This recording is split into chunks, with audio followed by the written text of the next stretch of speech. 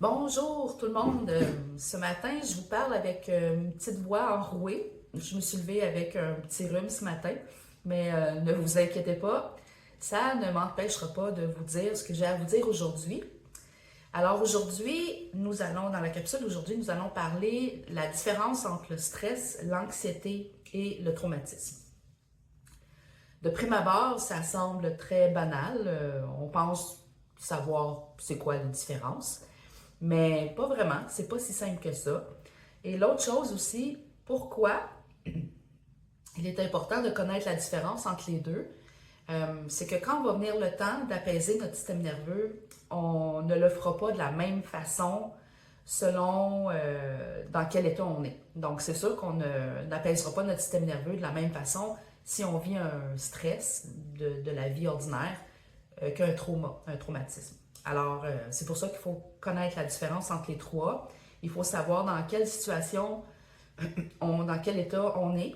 Et aussi, ça se peut aussi qu'on soit dans les trois états en même temps, ou pas nécessairement en même temps, mais de façon alternative, qu'on vit les trois dans une même journée, un à la fois. Des fois, c'est juste un, ça dépend des situations, ça dépend comment on se sent. Bref, je vais tout vous expliquer ça. Alors, on va commencer avec le stress. Tout le monde pense que le stress, c'est pas bon pour la santé, que c'est néfaste, qu'il faut éliminer le stress. En fait, c'est faux. Ça nous prend du stress dans la vie parce que sinon, si on n'avait pas de stress, on serait une grosse pâte molle, puis on pourrait pas en fait survivre. On pourra pas faire face à la menace. Par exemple, si, si je marche dans la rue, et que je vois un chien qui sort d'une cour et qui se dirige vers moi, bien, si je vis pas de stress qui m'allume pour faire un mouvement, ben, je vais me faire attaquer. Donc, si je suis une grosse pâte molle, on ne pourra pas survivre bien longtemps. Alors, ça prend du stress. Par contre, bien sûr, ça dépend de s'il y a un bon stress ou un mauvais stress. Alors, je vais vous expliquer. Il y a deux catégories de stress. Il y a le stress absolu et le stress relatif. Le stress absolu, c'est un stress, en fait, c'est une menace qui est réelle. La menace est là, elle se produit en ce moment ou elle va se produire dans les prochaines semaines, dans les prochaines minutes ou dans les prochaines secondes. Alors, c'est une menace réelle. Tandis qu'un stress relatif, ça le dit, c'est un stress qui est relatif à notre perception de cet événement-là. Et cette perception-là diffère d'une personne à l'autre. Donc, stress absolu, je marche dans la rue, il y a un chien qui court vers moi. Ça, c'est un stress absolu parce que c'est la réalité, là. Il y a un chien qui s'en vient, il faut que je bouge. Et le stress relatif, ça peut être par exemple mon patron qui m'écrit un vendredi soir pour me dire que je dois rentrer travailler en fin de semaine. Alors, moi, je peux prendre ça de deux façons. Je peux me dire, ah ben là, ça m'apporte du stress parce que je ne sais pas comment je vais faire pour y aller. J'avais des choses de prévues. Je ne sais pas comment je vais faire pour garder ma fille, mes enfants. Ça va m'apporter du stress. Par contre, pour une autre personne, elle peut se dire, ah ben c'est pas grave, moi je vais faire garder ma fille, mes enfants par ma mère, puis ça tombe bien, en fin de semaine j'avais rien. Donc c'est correct. Il n'y a pas de tant de stress que ça. Alors vous voyez, c'est ça la différence entre les deux. Ça, c'est deux catégories de stress. Il y a aussi trois types de stress. Il y a le stress positif, le stress aigu et le stress chronique. Le stress positif, en fait, ça le dit, c'est un stress positif. Par exemple, si je suis invitée, on veut me remettre une médaille honorifique et je suis invitée à une soirée, ça va m'apporter du stress parce que je me dis, wow, je vais monter sur la scène, on va me donner une médaille. Mais c'est un stress positif, c'est un stress qui nous amène vers la pulsion de vie, qui nous amène vers l'avant, qui nous allume, qui nous rend heureux. Alors, c'est un stress positif. Alors ça, il n'y a pas de problème avec ce stress-là, vous l'aurez compris. Et il y a le stress aigu. Le stress aigu, c'est des choses qu'on vit la plupart du temps. ça a un début et une fin. Donc, un chien qui s'en vient vers moi, ça a un début, j'ai réussi à m'en sortir, ça a une fin. Ça, c'est un stress aigu. Normalement, quand ce genre de stress-là arrive, c'est que il y a une montée d'hormones de stress et ça redescend. Quand l'événement est terminé, ça redescend. Et là, on retrouve un calme intérieur. Dans le cas d'un stress chronique, un stress chronique, c'est des petits événements stressants qui arrivent souvent sur une longue période de temps. Par exemple, ça peut être des problèmes financiers. À chaque paye, je ne sais pas comment je vais faire payer ma carte de crédit, mon loyer. Alors, ça peut être des stress financiers. Ça peut être un collègue au travail qui nous fait de la misère, qui nous fait des remarques pas gentilles. Et là, le matin, on arrive au bureau, puis on se sent mal, puis on regarde, on arrive dans le bureau, puis on regarde si la personne est là, puis ça nous fait vivre du stress. Et ça, à répétition, à répétition, à répétition, souvent, sur une longue période de temps, c'est ce qu'on appelle le stress chronique. Et c'est ce stress-là qui est néfaste pour la santé parce qu'il n'y a pas d'arrêt. Alors, il y a une montée d'adrénaline, et de cortisol, l'hormone de stress, les hormones de stress, cortisol, noradrénaline, adrénaline, j'en reparlerai une autre fois dans une vidéo. Mais il y a une montée, ça descend, mais pas complètement. Donc, on demeure toujours avec une certaine quantité dans le corps et c'est ça qui est néfaste. Donc, le stress n'est pas néfaste, ça dépend de quel stress on parle.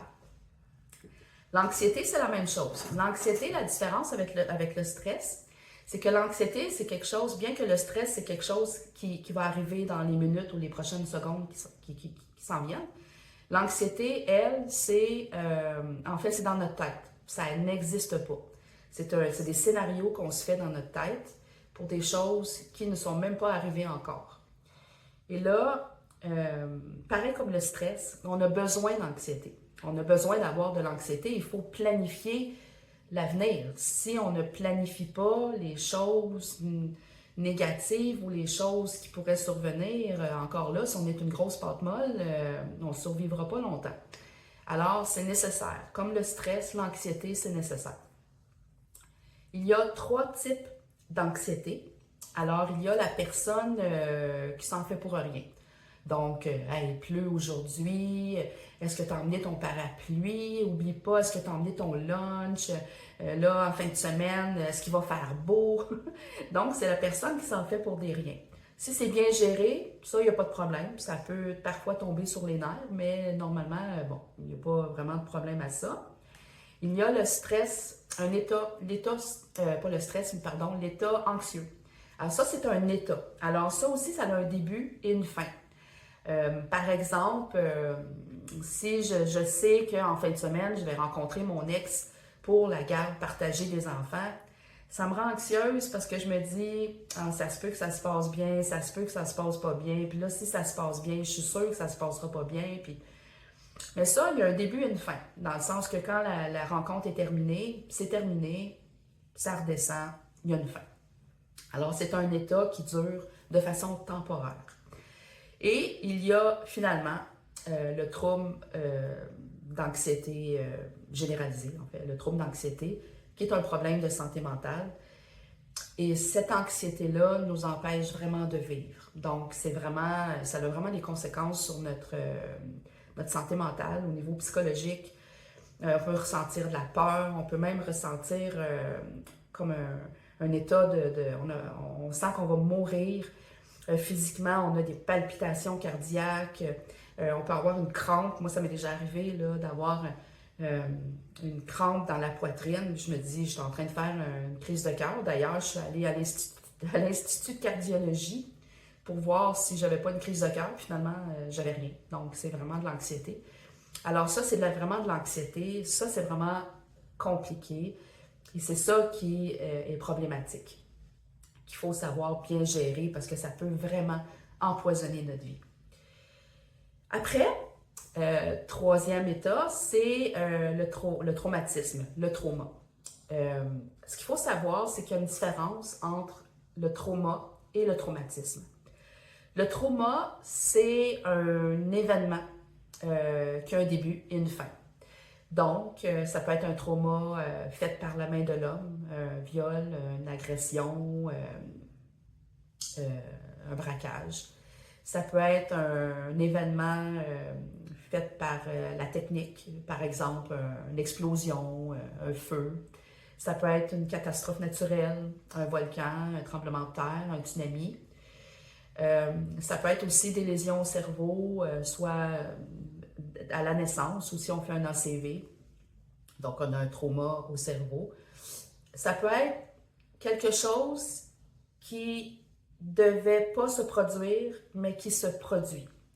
Par exemple, une agression, ça ne devait pas se produire, mais ça s'est produit. Mais un trauma, ça peut être aussi quelque chose qui devait se produire, mais qui ne s'est pas produit. Comme par exemple, des pleurs d'attachement d'un bébé, d'un enfant qui n'est pas répondu. Un enfant qui pleure, puis qui a besoin de sécurité, qui a besoin qu'on le prenne dans ses bras et que sa maman n'est pas là. C'est quelque chose qui devait se produire et qui ne se produit pas. Donc, ça peut devenir un trauma. Donc, c'est un événement, un trauma. Il y a deux sortes de traumas, deux types de traumas. Il y a le trauma simple et le trauma complexe. Le trauma simple, c'est un événement unique. Une guerre, une guerre, pas une guerre, mais en tout cas, je sais pas moi, un accident. Donc, une agression, c'est un événement unique. Un trauma complexe, c'est surtout durant l'enfance. C'est comme le stress chronique, en fait. C'est plusieurs petits événements qui arrivent souvent sur une longue période de temps. Et là, on parle, par exemple, pour les enfants, on peut parler de négligence, de maltraitance. Et pour les adultes, ça peut être, par exemple, la violence conjugale. Qu'est-ce que la différence entre un stress chronique et un trauma complexe? En fait, ou un trauma tout court, là, mais surtout, stress chronique, trauma complexe. La différence, c'est au niveau de l'effroi, au niveau de la terreur. Dans un stress chronique, il n'y a pas de terreur. Si je n'ai pas d'argent pour payer ma carte de crédit, c'est stressant, mais il n'y a pas de terreur. Tandis que dans le cas d'un trauma complexe, il y a une notion de terreur, une notion d'effroi. C'est ça la différence entre les deux. Et après, pour terminer, je vais vous parler du traumatisme. Le traumatisme, la différence entre le traumatisme et le trauma, c'est l'événement, tandis que le traumatisme, c'est la conséquence de l'événement. C'est-à-dire que c'est un système nerveux qui ne s'est pas adapté, qui a été submergé, qui est resté bloqué dans un état. Plus tard, je reparlerai des différents états du système nerveux, mais c'est ça, il est resté figé dans un état. Donc, un état de terreur, un état de peur, ou un état de détresse, ou un état que personne n'est là pour l'entendre, pour le voir. Il n'y a pas d'issue. Ça, vraiment, c'est vraiment un trauma. Et le traumatisme, c'est les conséquences de ça. C'est-à-dire que c'est un système nerveux qui, même si l'événement a eu lieu il y a 40 ans, vous ressentez toujours les conséquences. Vous agissez toujours comme si l'événement est encore là. Si vous avez, par exemple, vécu une agression à 12 ans, vous pouvez avoir 45 ans, puis vous revivez, si vous êtes dans une situation, par exemple, ou si vous êtes fait agresser dans une banque, alors vous rentrez dans une banque, là, ça remonte. Pourtant, c'est arrivé il y a 40 ans. Sauf que le système nerveux, vous le revivez comme si c'était toujours actuel, alors que ça ne l'est plus.